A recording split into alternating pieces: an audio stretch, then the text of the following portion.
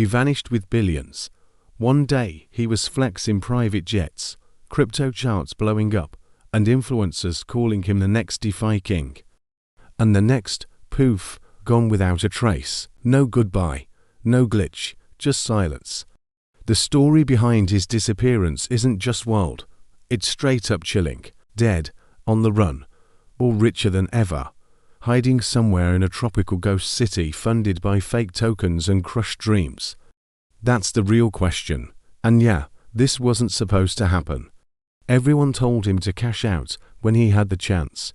He ignored the signs, and the rest is almost history. They called him the crypto messiah, young, bold, and rich before 30. His wallet showed $80 million in one morning. And that wasn't even his biggest win.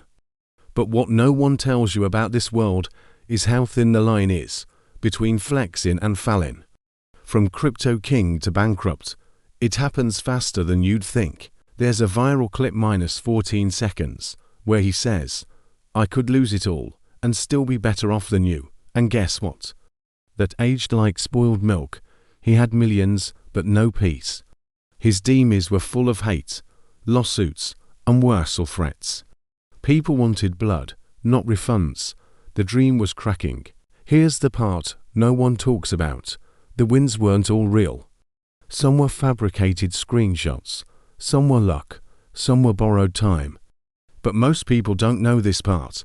The crack started long before he vanished. He was building an empire on sand, not stone, and the tide, it was coming. They mocked his strategy, said it was reckless, ego-driven, even suicidal. But he believed it would work. This almost worked. Until it didn't. And this is where it all fell apart. Behind closed doors, partners were already jumping ship. The turning point came when one of them leaked a spreadsheet. That's not the full story. Not even close. You're gonna see things that'll make you question everything about how online wealth works. And maybe how far someone will go to keep the illusion alive.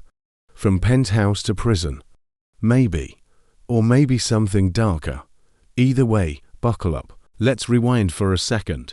Before the yachts, before the chaos, there was just a kid. A dreamer with nothing but a laptop and a Wi-Fi connection. The true story of how he went from rich to ruined starts in a tiny apartment with cracked walls and the belief that money could fix it all. He didn't come from wealth, no trust fund, no connections. Just a cracked phone, a second-hand laptop, and a fire in his gut. The story behind his rise isn't some polished LinkedIn fairy tale. It's the true story of a broke kid who refused to stay broke. He wanted out, and crypto looked like the ticket. He worked the night shift at a gas station, spent his breaks watching crypto YouTubers and scraping code from GitHub. He'd copy smart contracts line by line, break them, fix them, and break them again. His friends laughed, called him delusional.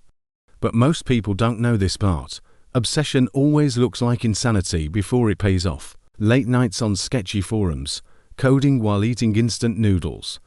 He was learning how markets breathe, how trends move, and how Degam plays could turn $10 into $10,000 or burn you alive. This is where it all began. They mocked his strategy. But he believed it would work. He saw what others didn't. Late nights on sketchy forums, coding while eating instant noodles. He started with arbitrage, buying coins on one platform, flipping on another. No one was watching him back then. No fancy setup, no advisors, just instinct and obsession. Everyone told him to play it safe. But most people don't know this part. Safety was never part of the plan. Fast risk, fast reward. He ignored the signs, ignored the sleep, ignored the doubt. He kept going, even when the charts dipped like death spirals. And somehow, every time, he bounced back harder. From fallen investor story to rising phenom, people started whispering about him in Discords and Reddit threads. The legend was forming. He went viral after flipping a shitcoin into $1.6 million in 48 hours. That moment, it was like a match dropped on gasoline. From that day on, everyone wanted a piece of him. the DeFi prodigy, the token whisperer, the kid who cracked the blockchain matrix. But what no one tells you about attention, it's poison if you're not ready. He had millions but no peace. Hate demons rolled him with the fan love. His mom begged him to stop. This isn't real money, she said. But it was, until it wasn't. And this is where it gets dark. The spotlight makes you feel untouchable. Like the rules don't apply. Like you'll never fall. He studied the collapse of Terra Luna. How people got wrecked in hours. He followed SHIBA's explosion from $1,000 to millions. And back to cents. This wasn't luck. It was obsession. He thought he understood the patterns. But what no one tells you is that the patterns lie. Let's rewind for a second. Remember those early wins? He started coaching others. Selling courses, launching signals, flipping NFTs. His Telegram hit 200,000 members in months. Finance gone wrong starts quietly, when greed hides behind community. And that's exactly what started to happen. It started like wildfire. One tweet, one flip, and suddenly the whole crypto underground knew his name. Projects begged for his endorsement. His Discord server hit 300K. From meme coin gambler to financial oracle, the transformation was insane. But the story behind that meteoric rise, full of landmines, they flew him to Dubai, Tokyo, Mykonos, first class, always. Every rooftop party doubled as a pitch deck. He rubbed shoulders with influencers, VCs, and fraudsters disguised as visionaries. Every handshake was a seed fund. Every photo op, a strategy. And every promise he made became debt he couldn't repay. He launched his own token. It shot to a $500 million market cap in days. The Telegram pinned message said, "We are going to the moon," and thousands believed. But what no one tells you about crypto moons is they often crash into oceans of regret. The project was half-baked, the code rushed, the team greedy. Podcasts called him the next Satoshi. CNBC tried to book him. He refused, said he didn't want mainstream attention. But behind the scenes, he was hiring aggressively, devs, mods, lawyers, even a private security firm. Why? Because he knew something the public didn't. The empire was built on borrowed trust. He was doing interviews in Gucci suits, sitting on yachts. His captions read like prophecy. "This isn't just crypto," he tweeted. "This is financial evolution." But behind that tweet, panic, insiders were selling. Devs weren't responding, funds were misrouted. One investor noticed his $1.2 million transfer had vanished mid-chain. From rich to ruined can happen in silence. One bad day on-chain can ruin 10 months off-chain. But most people don't know this part. The empire was too big to audit, too complex to trace. He had built a monster that fed on blind trust. And that monster was starting to eat itself. One night in Singapore, at a penthouse party, a former partner pulled him aside and said, "It's not sustainable. You need to freeze the project." He nodded, poured another drink, and said, "They still believe." That's all that matters.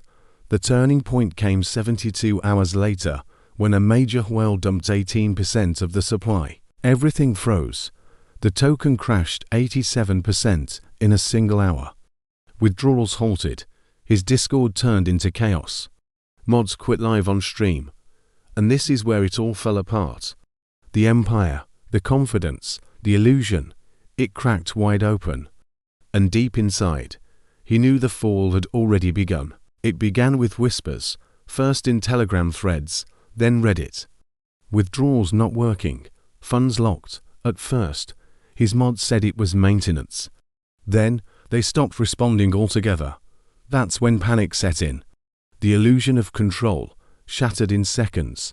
A YouTuber with 400K subs made a 20-minute expose tracking wallets linked to his dev team. The video went viral.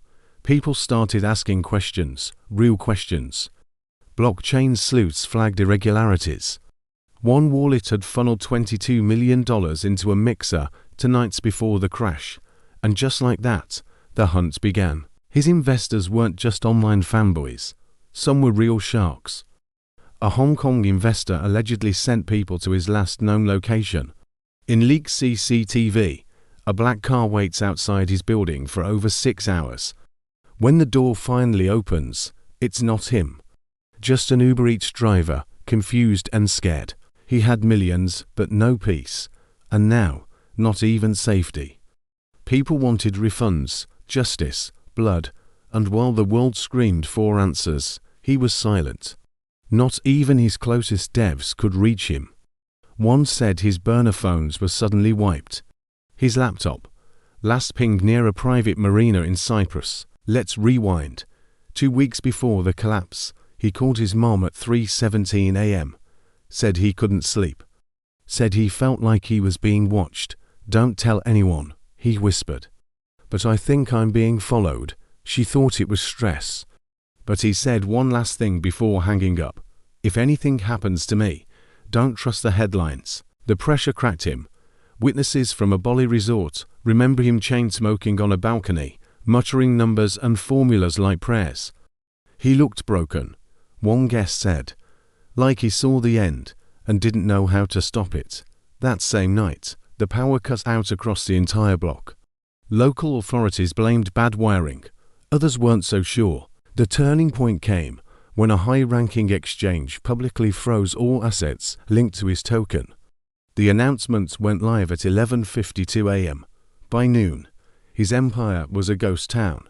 Discord nuked, Twitter locked, website gone. A message replaced the homepage, trust is a currency too, and I ran out. Media ran wild, crypto king on the run. $180 million vanishes overnight. But none of them could find him. His passports, never scanned, phone, brick, cameras, blind spots. It was as if he'd rehearsed the disappearance. But most people don't know this part.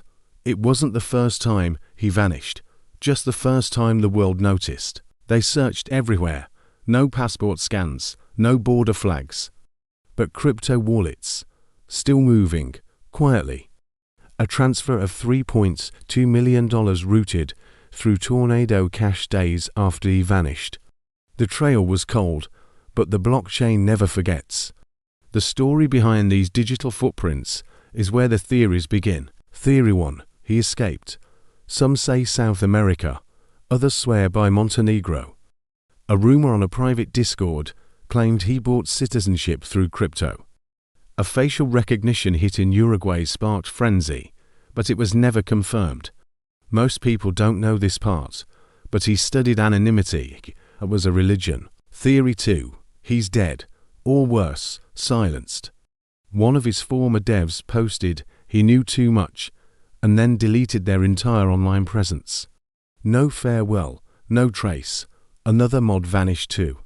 Their last message, I'm done. This is bigger than we thought. Conspiracies bloomed like mold in a dark room. Theory 3. He faked everything. A deepfake documentary showed how easy it was to fabricate wealth on-chain. Some now believe the wallets were props, the growth artificial. It was never about success. It was a social experiment. If true, it worked, and the experiment ended with a global audience watching a vanishing act. There's even a fourth theory, that he's still out there, watching the fallout from afar. An anonymous wallet tipped a crypto journalist $50,000 in stable coins. The only message attached was, tell them I never left, just changed form, chilling. Especially when the journalist's account was hacked a week later. Let's rewind for a second. His last live stream, blurry, low res, strange. At one point, his screen goes black for 6 seconds. When it returns, his eyes are wide. If I go missing, he mumbles, remember what I said about liquidity lies. The video was deleted, but someone kept the backup, from penthouse to prison. Maybe, but no arrest records, no warrants. Some believe he paid hackers to erase his digital footprint, a dead wallet protocol that scrambles every link to your past. If that tech exists, he had the resources and the motive. He mocked centralization for years, then disappeared like a ghost. But that's not the full story. there's a piece no one's talking about. A private memo leaked from a top crypto fund labeled him as Asset X, blacklisted from all future investment exposure. Why blacklist someone presumed dead? Unless they know something we don't. And if that's true, this story isn't over. Not even close. Let's step back for a second, strip away the tokens, the yachts, the clout. What are we really looking at? A guy chasing a dream so hard he lost the map. This isn't just a crypto tale. It's the true story of modern obsession. Fame without foundation, wealth without wisdom, speed without strategy. He had millions, but no peace. That line hits different now.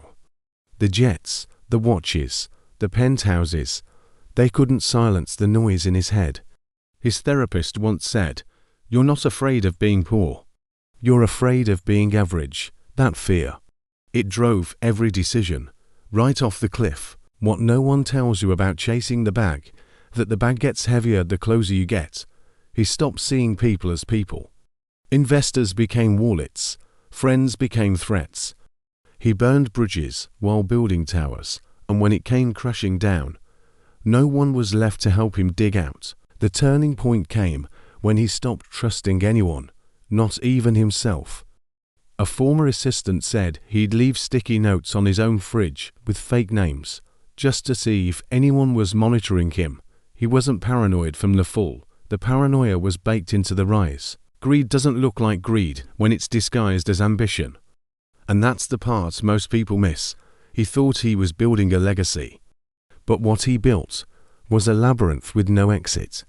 Every new coin, every token drop, every investor call, just another wall around his conscience. People still argue whether he was a genius, a criminal, or a pawn. But the truth might be simpler.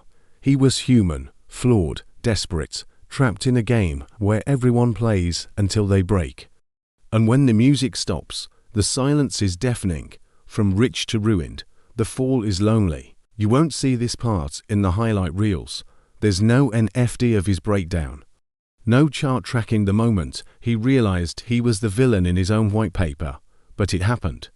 And if you're not careful, chasing the same dream will cost you more than just money. So before you buy the next pump, follow the next guru, or ape into the next promise, ask yourself, is it freedom you're after, or just escape? Because freedom has a cost. And if you don't know the price, chances are you're already paying it. So now you know. $180,000 gone in 3 days. Just numbers on a screen, turned into regret. But the real question is, how close are you to making the same mistake? Would you even see the signs? Or would you, like him, believe it couldn't happen to you until it does? Be honest with yourself. Are you chasing freedom? Or just running from fear? Are you building wealth or gambling with hope? This isn't just about crypto. This is about your decisions, your discipline, your blind spots. Because you can lose everything in one move. How many red flags are you ignoring right now? How many warnings have you laughed off, thinking you're too smart to fall? That's the trap. That's the turning point. And you don't want to wake up one day and realize you were the story people are watching, wondering how it all went so wrong. Because this almost worked. His project, his image, his rise. It had the markings of a miracle. But what happened next shocked everyone. Investors begged him to return their money. Some even flew to his last known location. One man claims he found a flash drive buried in a garden planter outside the condo. It was empty, but inside the cap was a note, "You're too late." In one leaked message, he wrote, "The pressure. It's like being underwater and pretending to breathe." That's what no one tells you about fast money. The faster it comes, the less oxygen you have. It suffocates the part of you that knows right from real. And when you're finally gasping, it's already too late. There were rumors of a burner phone used to send a message to a crypto journalist he once trusted. The message, just a link. The link led to a dead token page, one that hadn't traded in over a year. But hidden in the source code was a final line. No algorithm can save a lost soul. That line, It hit like a punch. So now I'll ask you, what are you really investing in? Coins or yourself? The next rug pull won't come from a stranger. It'll come from your own blind faith. Start learning the right way. Protect what you have. Master your mind before you master the market. If this story opened your eyes even a little, don't just watch and move on. Reflect. Share this with someone still chasing hype. And hit subscribe, because the next story might just save you from your own.